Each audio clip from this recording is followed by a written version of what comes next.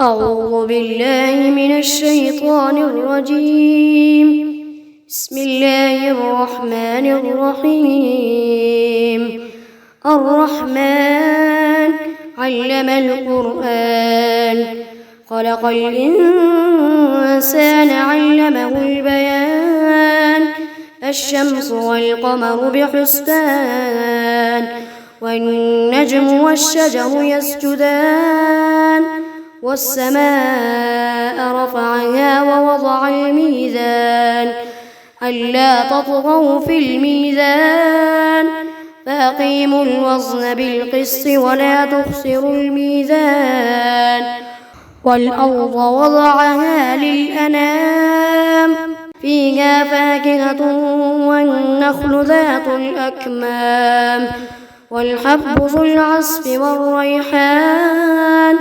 فبأي آلاء ربكما تكذبان؟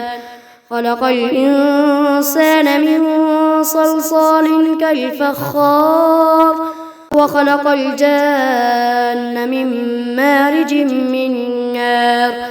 فبأي آلاء ربكما تكذبان؟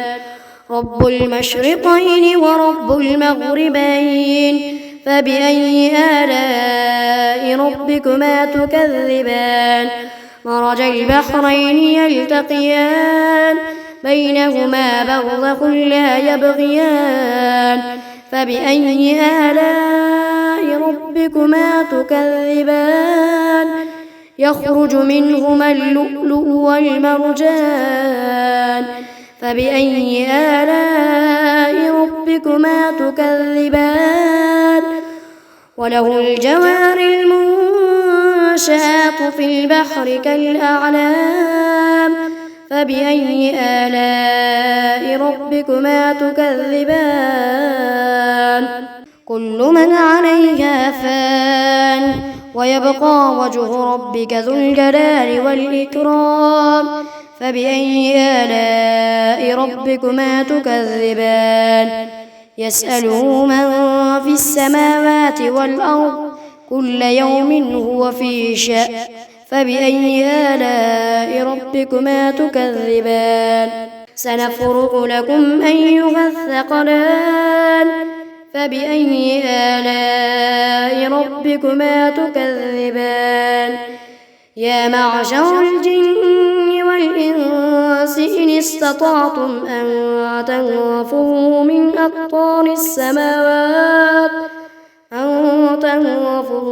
أقطار السماوات والأرض فانفذوا، لا تنفذون إلا بسلطان. فبأي آلاء ربكما تكذبان؟ يرسل عليكما شواظ من نار ونحاس فلا تنتصران. فبأي آلاء ربكما تكذبان؟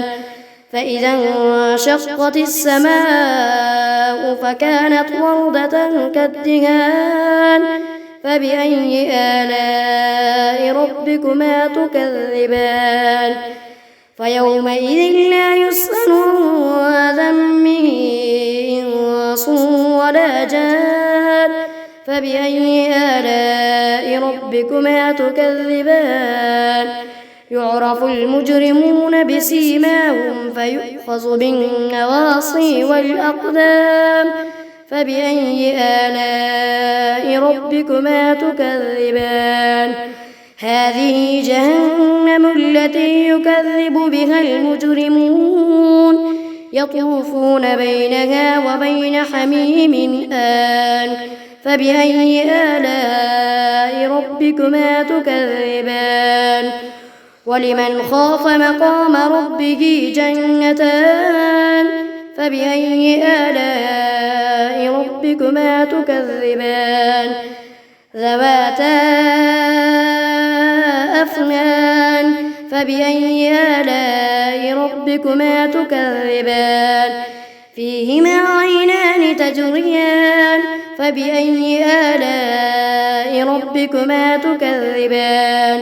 فيهما من كل فاكهة زوجان فبأي آلاء ربكما تكذبان متكئين على فرش بطائنها من استبرق وجنى الجنتين دان فبأي آلاء ربكما تكذبان فيهن قاصرات الطرف لم يطمثهن إنس قبلهم ولا جان فبأي آلاء ربكما تكذبان كأنهن الياقوت والمرجان فبأي آلاء ربكما تكذبان هل جزاء الإحسان إلا الإحسان فبأي آلاء ربكما تكذبان